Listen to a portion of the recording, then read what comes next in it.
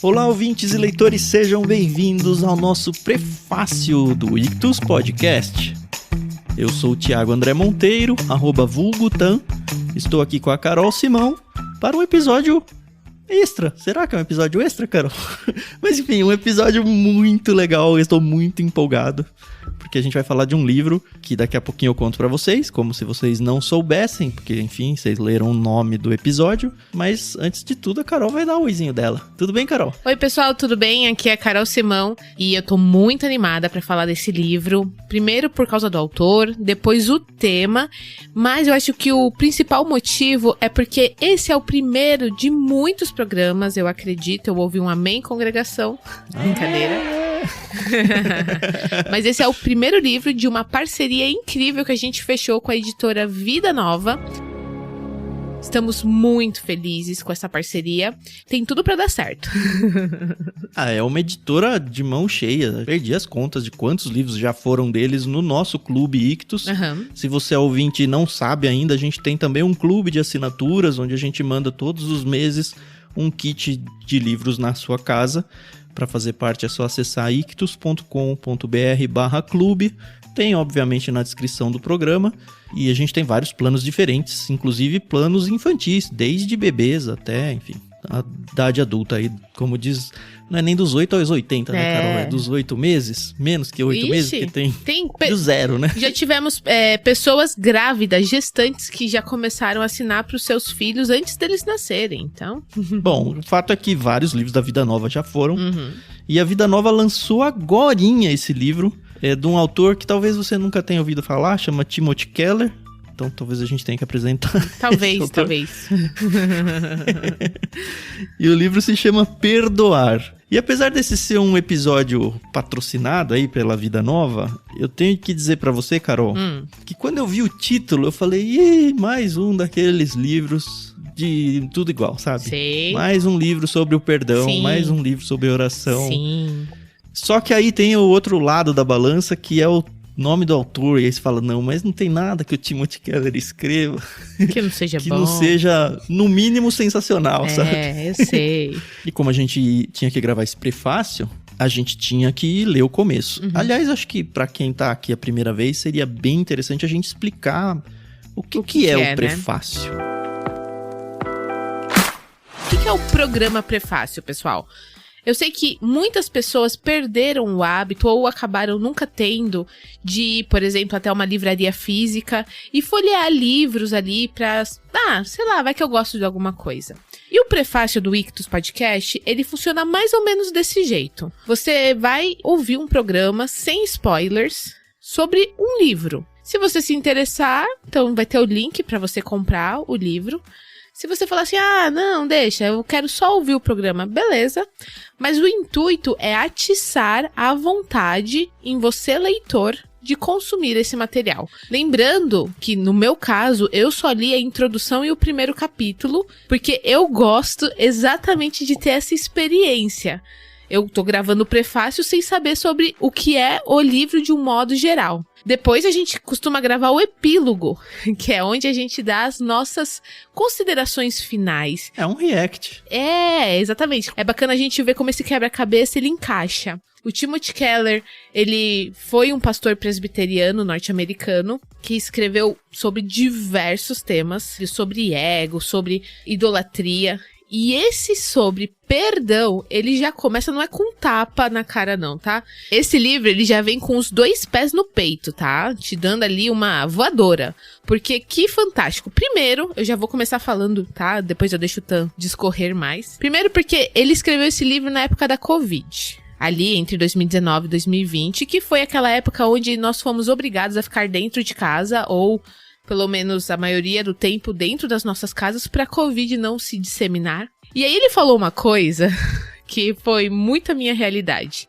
Ele e a esposa tiveram que conviver muito mais tempo e exercitar o perdão muito mais vezes. E para quem é casado, ou para quem teve que conviver com familiares que você via assim mais de final de semana, mais no final do dia, mais no início do dia por causa do trabalho, sabe o que é isso, tá? Eu sei o que foi isso, eu passei isso com meu esposo.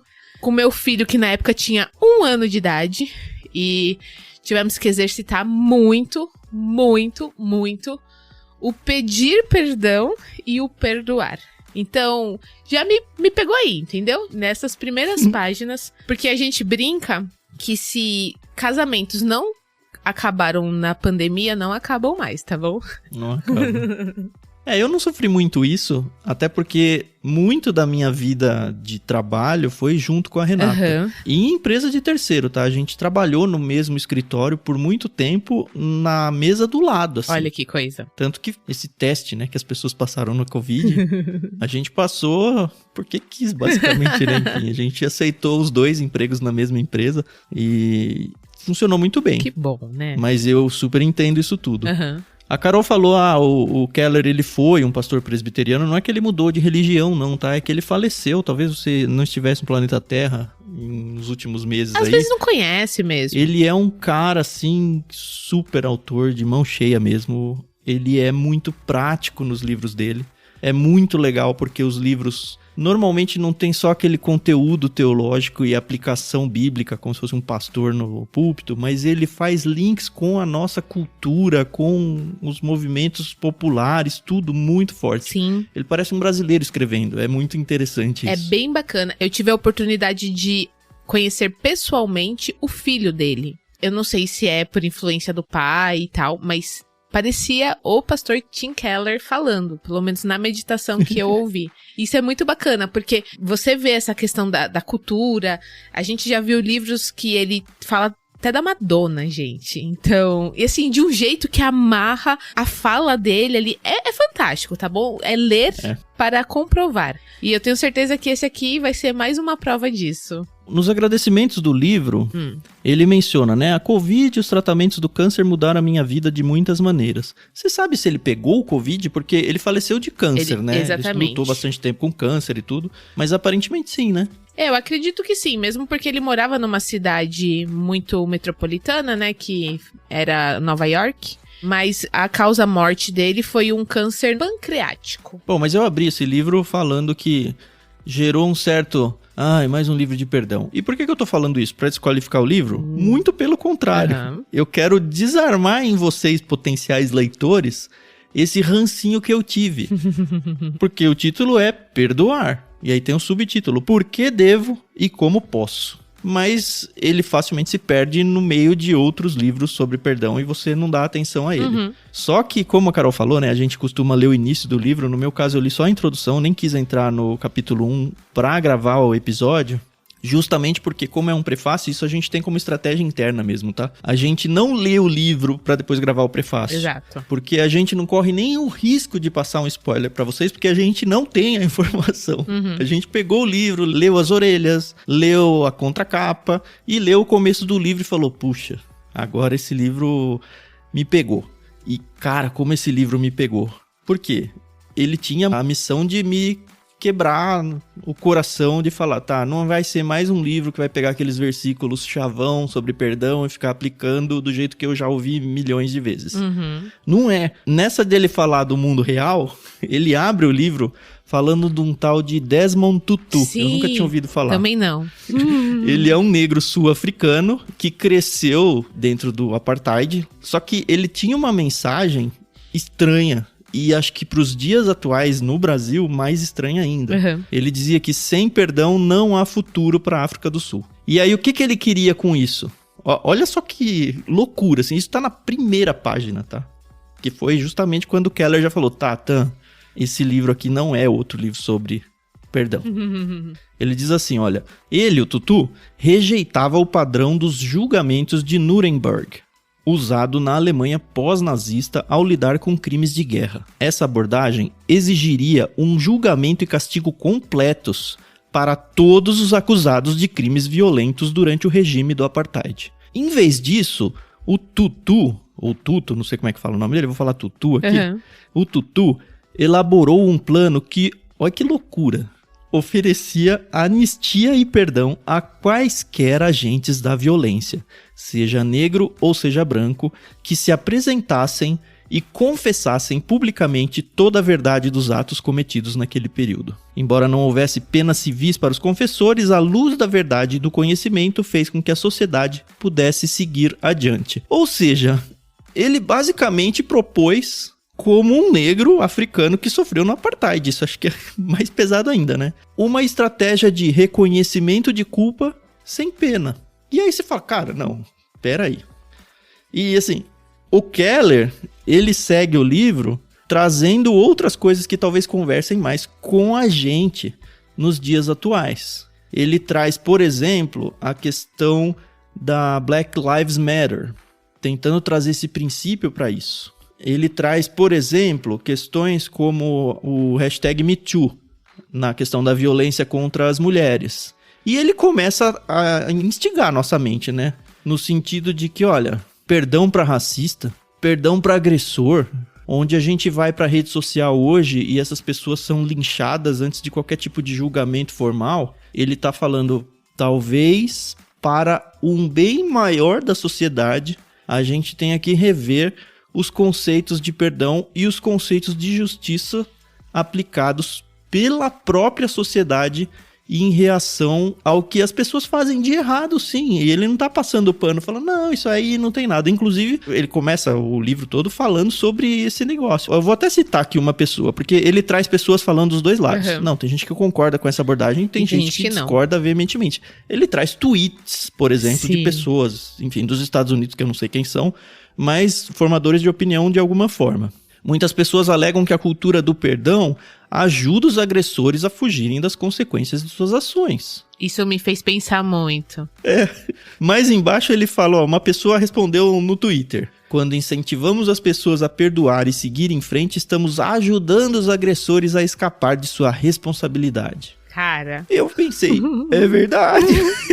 Como que eu vou aplicar para a sociedade alguma coisa como essa? Em prol de um bem maior, eu vou perdoar. Exato. Ele cita casos de pessoas que tiveram a família inteira assassinadas por um bandido, por um assassino, e aí o assassino vai lá e perdoa, e a pessoa perdoou. Sabe aquela história bonita que a gente vê na TV? Só que aí vem a reação, cara, ele vai matar de novo. Se não tem pena, e aí? Como é que vai? Nós que nascemos num berço cristão, por exemplo, a gente sempre ouviu e leu e exercitou a questão de: você fez uma coisa errada, você tem que se arrepender, pedir perdão e não fazer novamente. Mas é que a gente pensa nas coisas do dia a dia, Carol. Então. Me xingou, falou mal de mim. Cara, quando a coisa é um pouco mais grave, a gente não vai nessa do perdão, não. Eu não vou. Então, mas é isso que me fez pensar, porque vou trazer aqui um assunto que eu nem sei se vai ser abordado no livro, mas agressão entre casais. Um homem foi e espancou a sua companheira. Vice-versa, enfim. Certo. Biblicamente, a gente aprende que se ele se arrepender e pedir perdão, ela tem que perdoar. Mas a gente também aprende que mesmo se ele não pedir perdão, ela tem que perdoar. Sim. E aí? Então, o livro poderia tratar aí, e já seria um assunto polêmico aqui e tal, mas seria um assunto comum de se falar no púlpito da igreja. Enfim, mexe um pouco com os brios, mas é um negócio que a gente tá sempre ouvindo. E aí ele traz um exemplo aqui daquela atriz Whoopi Goldberg, que ficou famosa. Nossa, é boa isso aí mesmo. Ficou famosa pelo Ghost, enfim.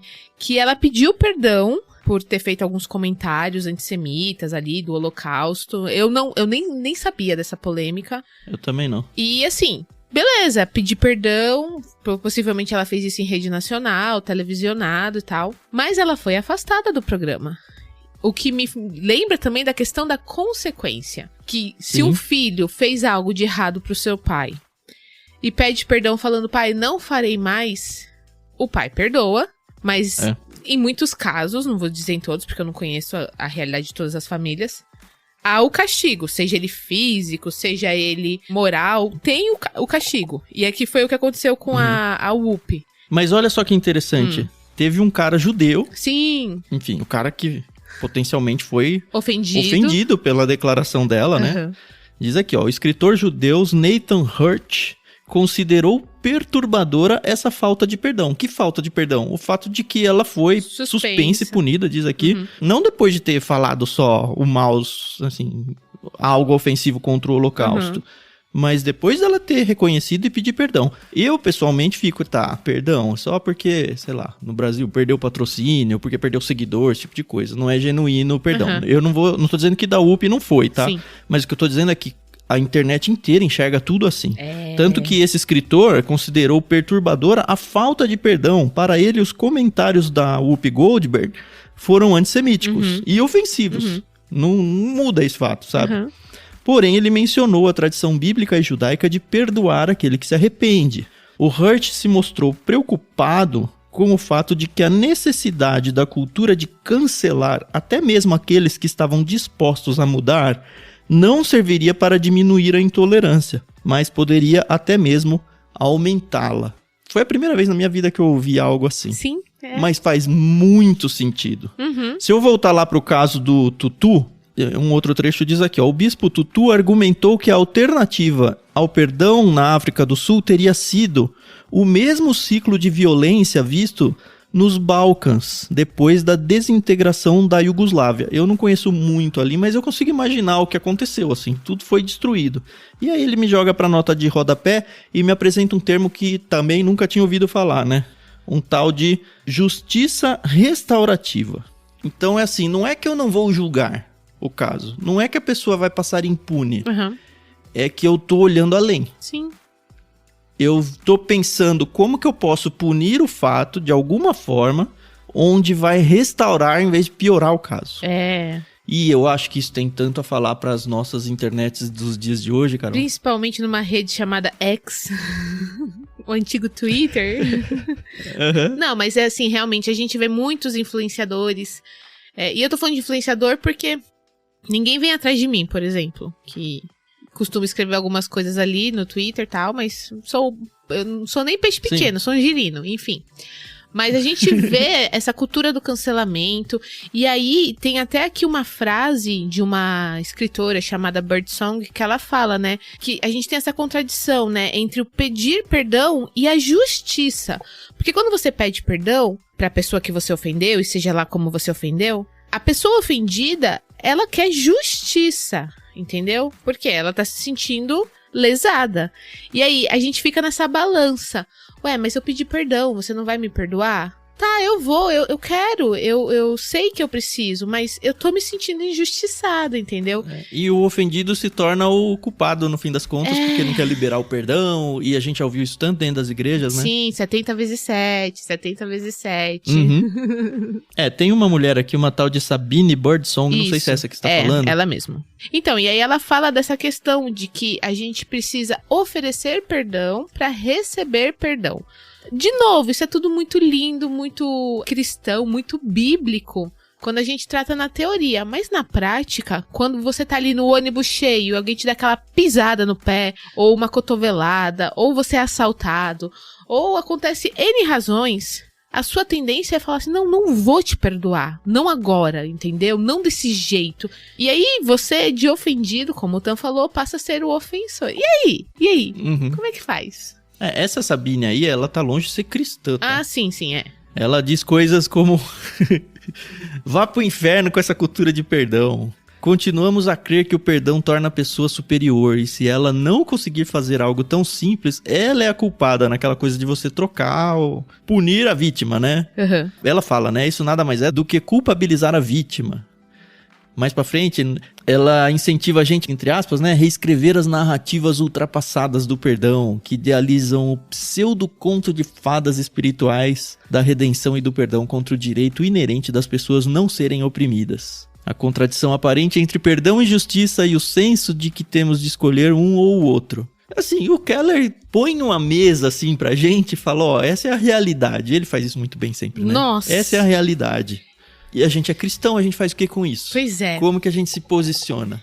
E eu não sei como ele vai se posicionar, tá? Eu não segui muito além no livro, mas já foi um negócio onde ele, só na introdução, colocou, sabe? Nelson Mandela, Martin Luther King, negros sendo assassinados pela violência truculenta da polícia. famílias perdoando, famílias se recusando a perdoar, mulheres apanhando dos seus maridos, dos seus companheiros, e gente falando esse cristianismo tem que acabar porque só faz mal para a sociedade. Algumas pessoas se levantando e falando, olha, eu fui ofendido, sim, eu tive vidas ceifadas por uma coisa super errada que alguém fez, mas eu tô disposto a mudar esse caminho. Uhum. Eu não consigo parar esse livro. Esse que é o negócio. Não dá. E assim, pra mim, a cereja do bolo foi o seguinte, eu amo os evangelhos. A gente já estudou lá no Leitura Bíblica Comentada, pra quem nos ouve, o livro de Lucas, mas em Marcos tem uma história que é fantástica, que é a história do paralítico, que os amigos levam o paralítico até a casa onde Jesus estava ensinando, como estava muito cheio, colocou ele ali, né, pelo telhado, tal, e o Keller, só vou ler um pedacinho aqui, ó. No início do ministério de Cristo, 4 amigos levaram um paralítico à casa onde Jesus estava ensinando, na esperança de que o homem fosse curado, porque Jesus estava ficando famoso por estar curando os doentes, né? Como não conseguiram se aproximar, eles desceram ali, papapá. Para o espanto de todos, Jesus não curou o paralítico imediatamente.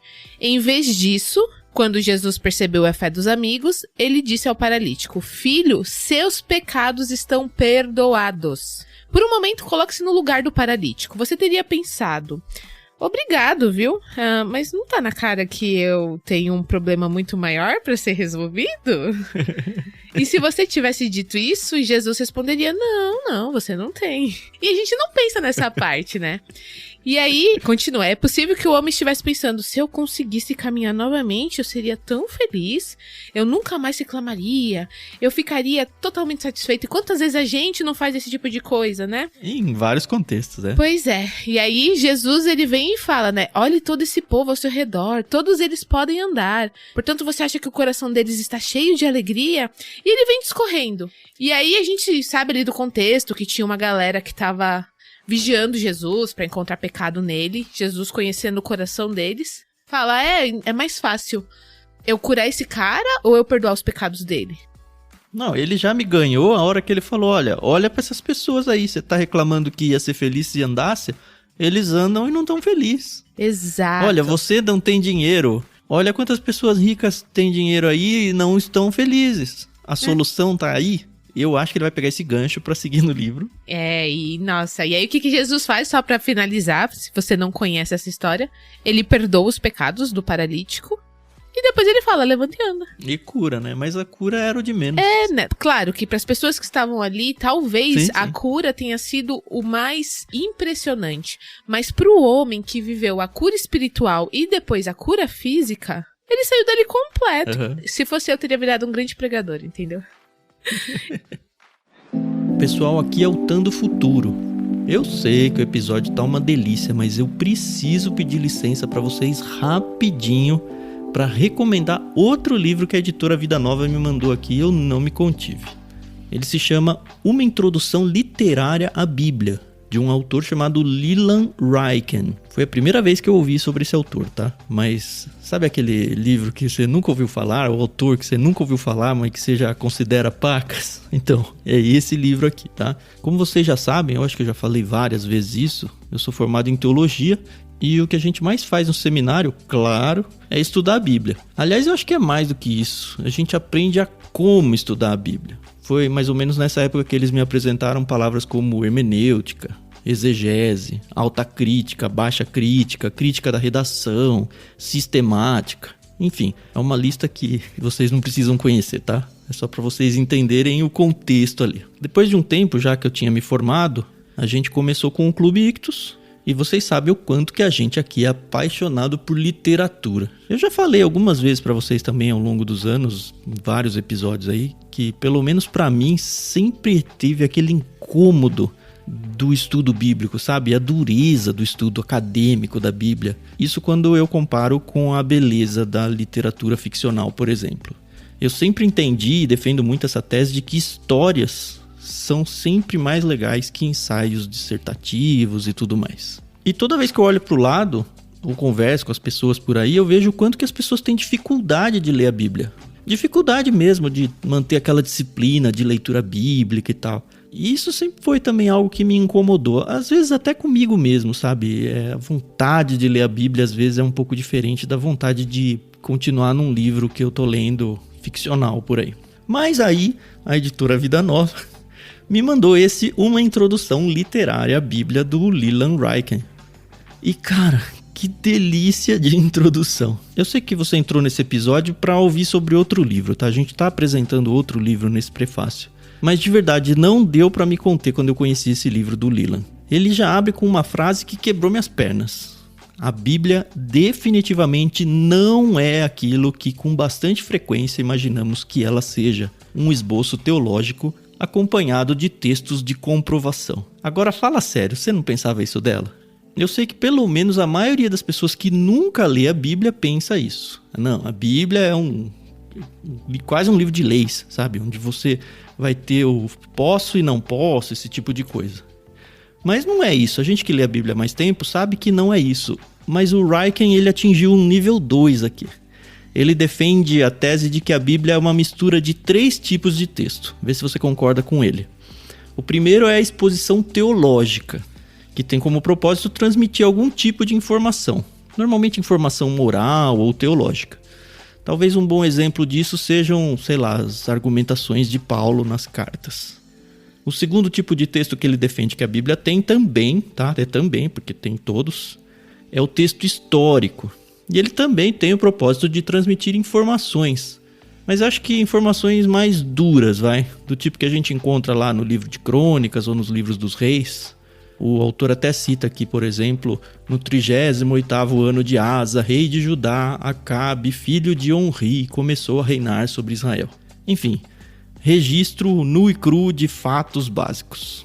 E aí que ele me ganhou o coração, foi quando ele me apresentou esse terceiro tipo de texto.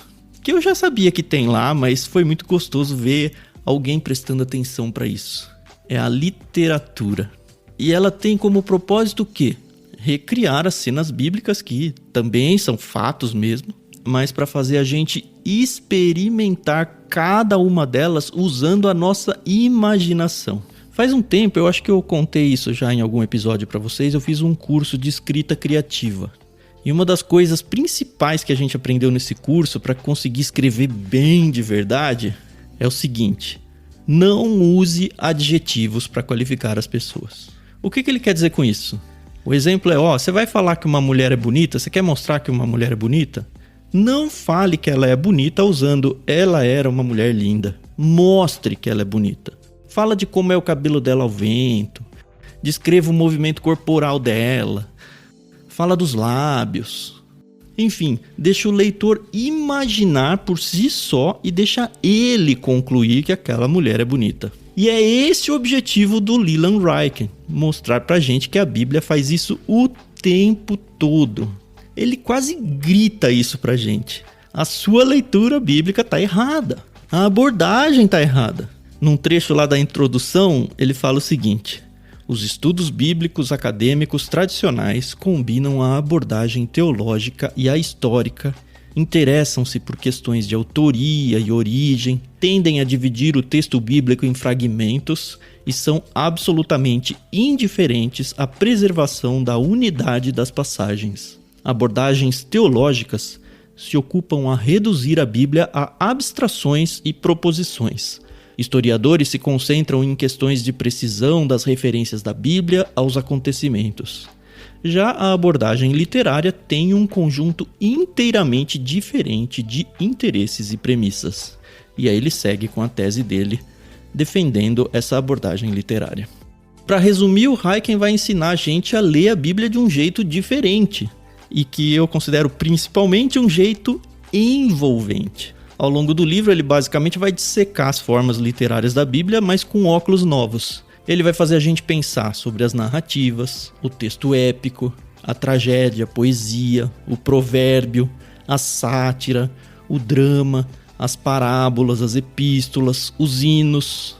Cara, vai na minha. É mais um daqueles livros imparáveis. É sério, eu duvido você ler a introdução dele e conseguir parar. Para resumir e você voltar pro episódio, o livro é Uma Introdução Literária à Bíblia, de Leland Ryken, da editora Vida Nova. A gente vai deixar o link dele aí na descrição. Por favor, não esquece de usar esse link na sua compra, porque isso ajuda demais a gente. Assim você pode comprar logo 2. Um pra você e outro de presente de Natal pra mais alguém. Acho que eu falei demais, o recado tá dado. A minha empolgação de leitor tá resolvida. E agora você pode voltar pro seu episódio.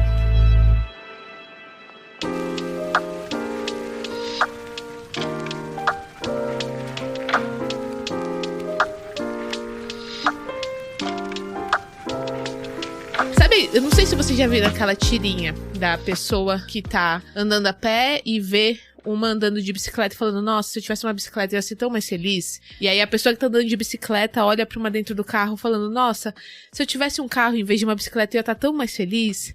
E a que tá dentro do carro, e assim é uma constante, um ciclo vicioso de que a gente nunca está contente de estar preenchido pelo que Deus nos dá. Até que alguém olha pra pessoa a pé e fala, puxa, eu podia caminhar mais, eu seria mais feliz. Exato.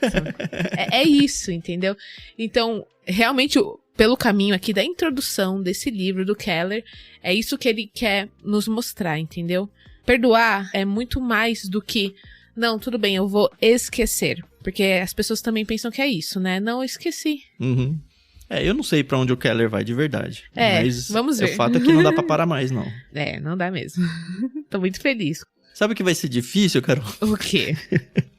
Porque a gente tá lançando esse prefácio apresentando pra vocês. Perdoar porque devo e como posso, do Timothy Keller, da editora Vida Nova. Uhum. Além desse prefácio, a gente vai organizar no Discord a leitura coletiva desse livro junto com vocês. Legal. Começando agora em dezembro já de 2023, tá? Bacana. Então, primeiro, assim, eu quero fazer um super convite, mas muito mesmo, assim, se tem um livro pra você terminar o ano aí, e época de Natal é boa pra gente repensar, né, a vida, as coisas que a gente fez, as pessoas que a gente magoou, e, enfim, resolver as arestas que ficaram soltas aí ao longo do ano. E um bom jeito da gente fazer isso é realmente pensar sobre o perdão. Timothy Keller tá aí pra ajudar a gente. Uhum. E a gente tá aqui pra ajudar vocês também, porque a gente vai organizar a leitura coletiva no Discord, onde você vai poder comprar o livro através de um link nosso. E realmente peço que vocês façam isso, é um super presente de Natal. Só vocês adquirirem o livro pelo nosso link, que não vai custar mais caro para vocês, mas vai nos ajudar aqui, porque a gente acaba recebendo uma comissão. E principalmente a gente vai poder conversar juntos e avançar nesse assunto junto com vocês na leitura coletiva do Discord. Para você fazer parte do Discord e da leitura coletiva, é de graça, tá? É só acessar bit.ly/leitura coletiva e participar. Uhum. A gente tem vários livros, um deles vai ser esse, e eu comecei falando que vai ser muito difícil, é porque a gente vai ter que ficar esperando as pessoas adquirirem seus livros para começar essa leitura coletiva daqui uns dias, e eu não sei se eu aguento esperar alguns dias. E respeitar o cronograma, né, Tan? Que isso que eu acho que é o mais então, difícil. Essa parte é mais difícil. Mas mesmo no Discord dá pra gente avançar a leitura e esconder os comentários pra ler na hora certa e não entregar spoiler pras pessoas e nem ganhar spoiler sem querer. Sim, sim. Se você entrar no Discord, tudo isso vai ser explicado pra você como é que isso funciona. Mas o pedido de hoje é, número 1, compartilhe esse episódio para que as pessoas conheçam esse livro. Alegre-se com a gente por esse episódio ser o primeiro nosso patrocinado, e eu realmente espero que tanto a Vida Nova colha muitos frutos por causa desse investimento que fez no nosso ministério, quanto outras editoras se sintam incentivadas também a fazer esse tipo de coisa. Porque no fim das contas o que a gente está fazendo é apresentar um livro que é sensacional, com certeza vai ser. Não tem como ele virar esse jogo, porque eu já comecei achando que ia ser chato e já virou o jogo, duvido que vá reinverter a coisa. Todo mundo acaba sendo abençoado com isso, sabe? Então vem com a gente, vem ler no Discord com a gente e viver essa experiência aí proposta pelo Timothy Keller. Isso aí. Lembrando que esse é um livro 16x23, então ele é um pouco maior do que aquele que a gente tá acostumado, 14x21. Mas ele não é tão grande, ele tem 256 páginas. Então, assim, se você pegar ali com um pouquinho de atenção, você mata ele em alguns dias. Mas vem brincar com a gente aqui no Discord, que é bem bacana, você não vai se arrepender. Curti demais, tá? Não, curti muito. Obrigado mais uma vez, Vida Nova, pela parceria aí, que seja realmente de longa data. Fiquem com a gente tem episódios semanais. Agora, no resto de dezembro, semana que vem ainda vai ter um episódio do Literário. A gente vai falar sobre um livro da Agatha Christie, que já tá gravado. E com ele a gente encerra o ano, voltando só lá para meados de fevereiro, começo de março. Se você perdeu o último episódio nosso, é o editorial, a gente explica um pouquinho do que vai acontecendo nas grades aí do Ictus. A Carol, enquanto está gravando esse episódio, continua grávida do Natan, se você quer esse update da vida dela aí. Talvez daqui 10 minutos não esteja mais, talvez, né? Porque tá muito na ponta aí. Tá.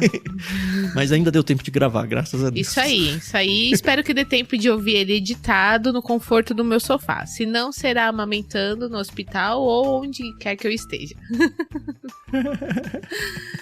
Beleza, comprou a ideia de vir com a gente agora em dezembro, você tem um super convite de participar com a gente no Discord e assim, não perde essa oportunidade, vem, é de graça, pelo menos de participar ali, conversar com a gente diariamente, vai ser muito gostoso, tá bom? Repetindo o link, bit.ly/leitura coletiva. Um beijo, um queijo, um Feliz Natal e um grande ano novo para todos vocês. Até o próximo episódio. Tchau, tchau. Isso aí, pessoal. Muito obrigada pela paciência, audiência. A gente se ouve aí no próximo episódio. Não sei quando, não sei como, mas vocês não vão fugir da gente não, tá bom? Até mais.